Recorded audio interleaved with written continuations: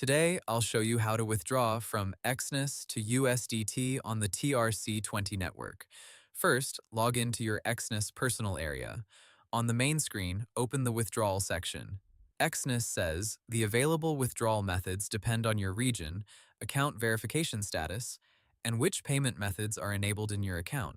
So make sure USDT TRC20 actually appears in your list. Next, choose your trading account, then select USDT TRC20 as the withdrawal method.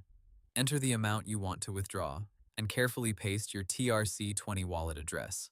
Double-check that you are using the TRON network, not ERC20 or any other network, because sending crypto to the wrong network can cause delays or loss of funds. After that, review the details and tap Continue.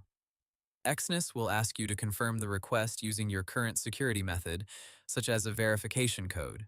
Once confirmed, follow any extra on-screen instructions until you see the success message.